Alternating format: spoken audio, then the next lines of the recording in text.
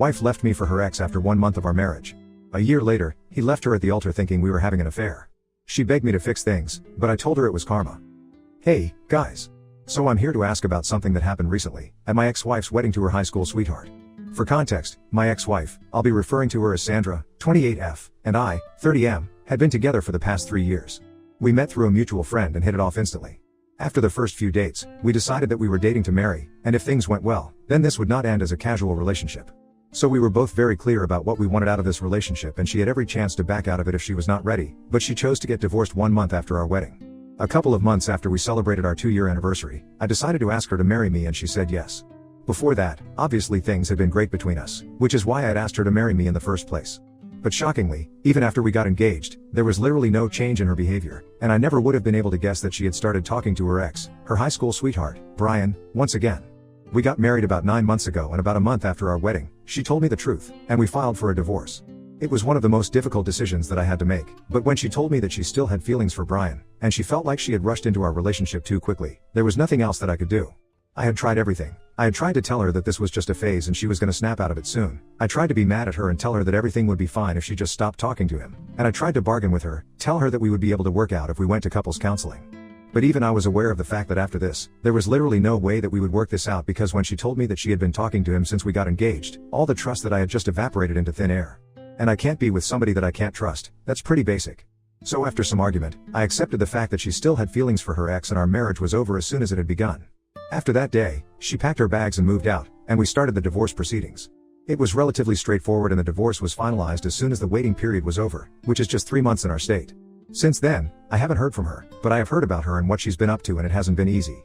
The friend who actually introduced us to each other, Nina, is a co-worker of mine, and she was 7 when she told me that after she moved out and we filed for a divorce, she immediately started going out with Brian again, and they have been living together for months now. 2 months ago, I even learned from her that they were engaged and were getting married in a small ceremony. Nina had been invited by Sandra as well, since they had been really good friends in college, but she decided to decline the invitation because she believed that whatever had happened with me was not right. Thanks to Nina, though, I knew that they were supposed to get married about a week ago. And last week, on the day that they were supposed to get married, I received a call from Sandra's mother's phone number. I knew that it was actually Sandra calling because I had blocked her, and it was shocking because we hadn't spoken to each other since the divorce. I couldn't imagine her having any reason to speak to me right now, but just out of curiosity, I decided to answer the phone call. When I answered, she immediately started rambling about how I needed to clear the air and tell everyone that we were not having an affair and that we hadn't even spoken in the past couple of months. It was clear from the way she was speaking that she had been crying and was quite hysterical. I felt a little concerned, so I had to ask her to slow down and explain what was going on, and she told me that apparently, Brian had decided to just leave her at the altar because he thought that we were still getting together behind his back. The reason he believed this was because a couple of days before the wedding, he had seen a bunch of messages that she had been sending to me over the past few months. I didn't know anything about these messages because I had blocked her right after we filed for a divorce because I didn't want to hear from her anymore. But apparently, she had continued to send me messages, apologizing to me for telling me that I deserve better. The last message that she had sent to me was 2 weeks before the wedding, saying that now that she was getting married again, she was going to apologize one last time, and she hoped that one day, I would find it in myself to forgive her. She told me that she knew that I wasn't receiving messages because she had been blocked, but she still wanted to send them because it was her way of coping with things. Brian, unfortunately, did not approve of this, and instead of just confronting her about it, he started acting weird before the wedding, and on the day of the wedding, he made a speech about how he thought she was still in love with me and called her confused.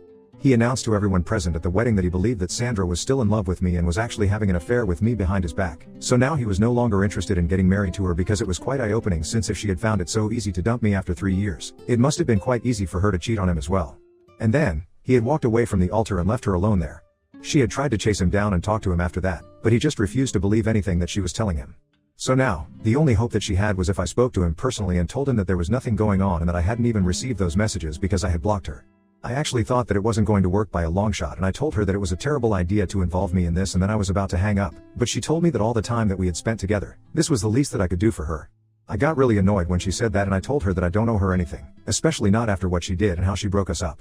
Considering what had happened in the past, it was a big deal that I had even answered her phone call. Then, I actually hung up and I blocked the number that she had been calling me from as well. I think I did the right thing, and I think anybody else in my place would have done the same thing as well. But 2 days after that, I received another message from her, and that was on Facebook this time. Since I had blocked her everywhere, she had to make a new account and reach out to me, and she sent me a message saying that her wedding ended up not taking place because Brian believed that she was still interested in me.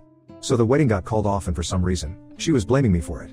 Apparently, she believes that if I had just spoken to Brian and told him that there was nothing going on and that we truly hadn't been in contact since the divorce, then he might have believed her, and they would have been able to go through with the wedding. But now, the two of them are broken up and she thinks that it's all my fault.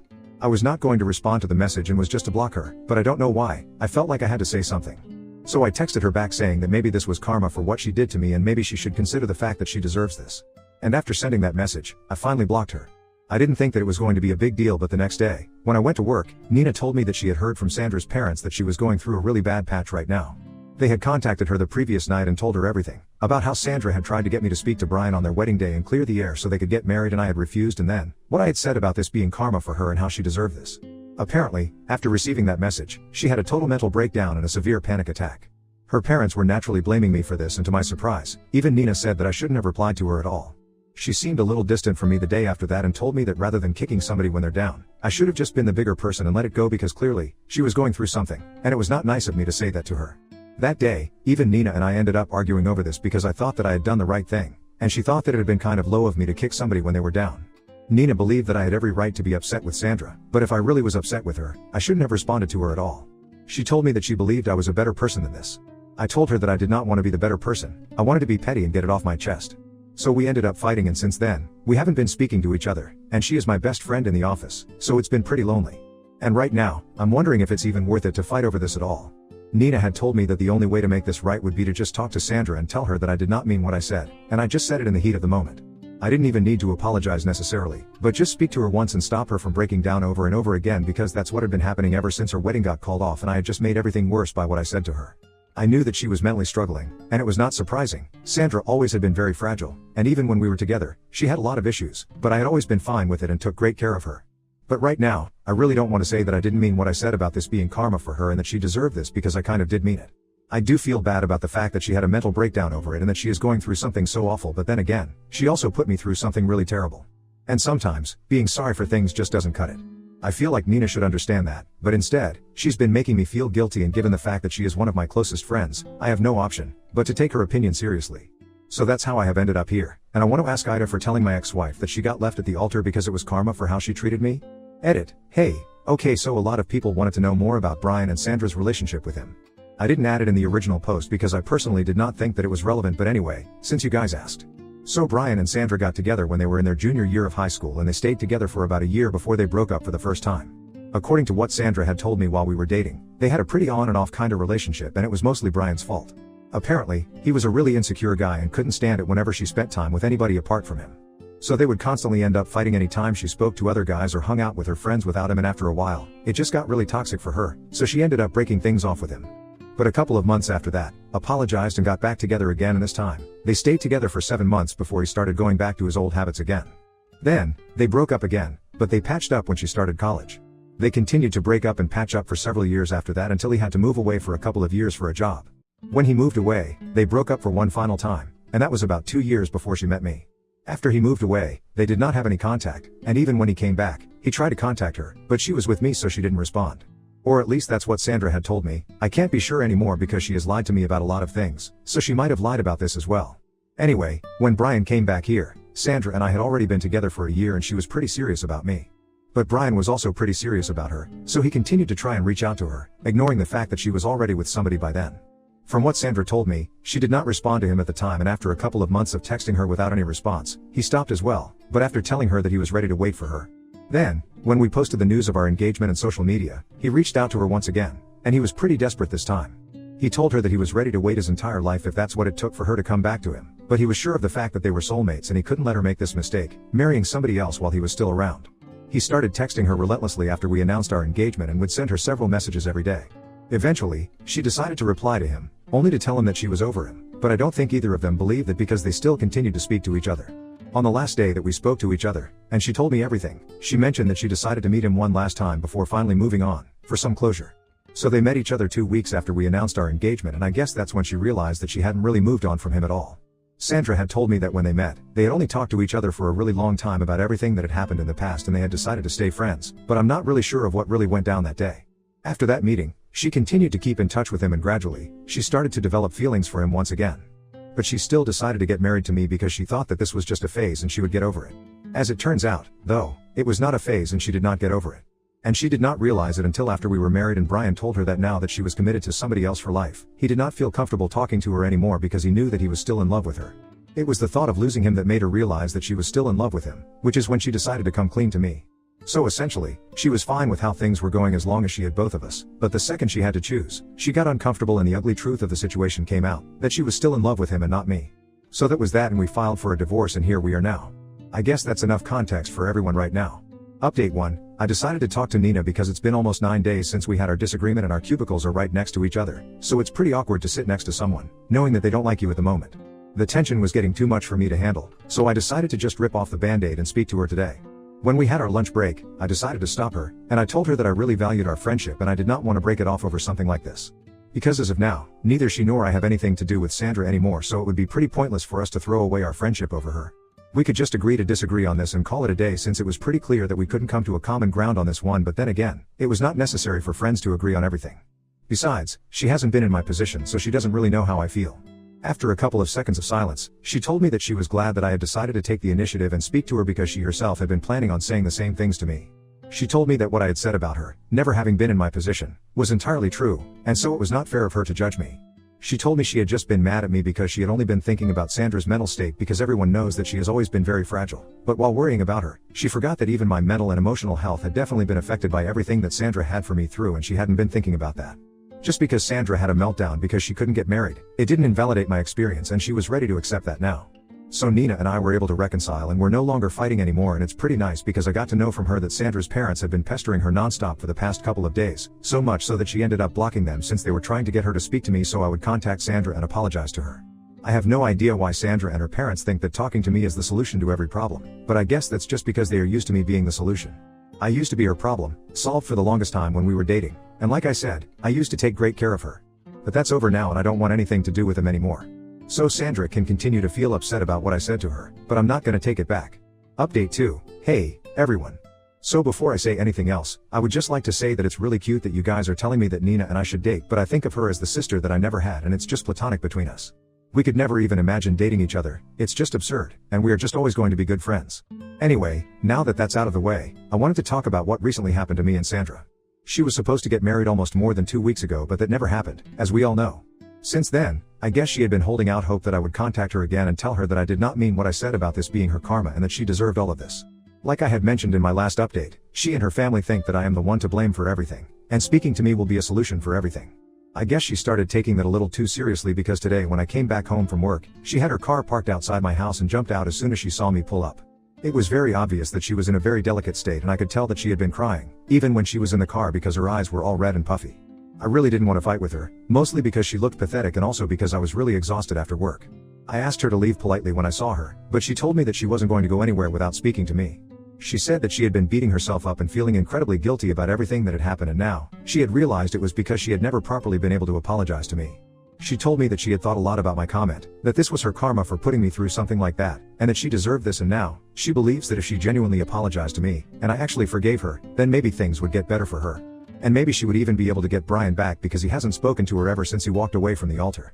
It was already superstitious and I honestly did not know what to say, but it wouldn't cost me a thing to tell her that I forgave her, and if it made her feel any better, then I didn't have any qualms doing it. So she told me, quite formally, that she was sorry about everything that had happened between us, and she wished that she had been honest and transparent with me about everything right from the beginning. It was quite awkward, but I told her that I forgive her and she's free to move on now. I didn't know what to expect after that. I thought that she was probably just going to thank me and leave, but instead, she hugged me and just started crying. She told me that she really meant what she had said about being sorry for what she had put me through and told me that she wished that she had been more honest with me right when Brian had contacted her and then, she started telling me that I wasn't wrong for what I did, by refusing to talk to Brian on the day of her wedding or even saying that this was her karma. She was the one who had overreacted and had been getting defensive because she was just not ready to face the facts.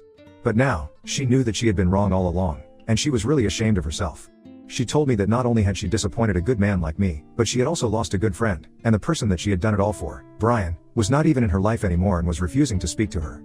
While she was telling me all this, she was still hugging me and crying, and I didn't know what to do so I just let her cry herself out. It was kind of shocking, but after a while, she let me go and she told me that she was really grateful that I had found myself to be so kind to her, even after what she had done. I was quite taken aback by her behavior, but nevertheless, I told her that it was all good and that I genuinely hoped that she found what she was looking for. I also suggested that she should go back to therapy because clearly, she's having a very tough time dealing with her life right now. When I said that, she looked like she was going to start crying again, but thankfully, she did not. She told me that she had been thinking about it herself because ever since her life had started going downhill, she had been acting crazy and she could feel it herself. She had been having several panic attacks every day and couldn't go more than 3 days without a complete breakdown, which was obviously not good. I felt really bad for her, but there was not much that I could do, so I just told her to hang in there and hope for the best. Then, she finally got back into her car and thanked me for everything and then started driving away, and I finally got to ease up a little and go inside my house. It was very strange, but I guess it was the kind of closure that both of us needed. I'm not sure about her, but at least I definitely needed this because now, I feel like I can move on from her. I don't have any grudges against her. I really do hope that she finds happiness in her life because she needs it. And as for me, I know that I'll be able to move on soon enough, but I feel a lot lighter now since I have forgiven her and put an end to that chapter of my life. Update 3. Hey. So it's been almost a year since I got divorced and I haven't spoken to Sandra in a really long time, but Nina told me that she has heard from a couple of her college friends that she and Brian were able to make up again and eloped a couple of months ago. Good for them, and I really hope that they are able to make it work this time. I'm also doing much better now and I'm focusing on work. I tried to go out on a couple of dates, but it was just not working out for me, so I've decided to work on myself instead. I've started working out, and journaling, and I even have plans to travel. And I'm also going to start working on my business model since I've always wanted to start a business of my own, and Nina is also into the idea, so I might have a partner in her already. And no, we are still not dating and quite happy as platonic friends. In fact, Nina has started dating one of my cousins, and I was the one who was responsible for setting them up, so I'm quite proud of myself because they're going really strong. I guess this is not too much of an update where there is going to be a lot of drama. It's just a life update that I thought I should share with you guys because people know that things do get better. I'm over Sandra and everything that happened. I'm just looking out for my own life now. After that last interaction that we had, where I forgave her and stuff, we didn't speak, but I did unblock her. We are not exactly following each other on any platform, but she did me on my birthday and so did I. Maybe I loved her at one point in time and maybe she did too, but right now, we are both just civil to each other and we just want to avoid any drama. I don't think we will ever be able to be friends, but this is as good as it gets and I'm fine with it. My life is going really well, and in a way, I'm glad that whatever happened because I think it made me a much stronger person than I thought I was. I'm definitely not saying that I would wish something like that upon anybody else, but all I'm saying is that it worked out for me, and I guess eventually, it does work out for people no matter what they're going through. At the risk of sounding even more corny, I'll end this update here. Thank you so much for checking up on me. It means a lot. Thank you for watching this video. Make sure to like the video and subscribe for more videos like this. Until we meet again.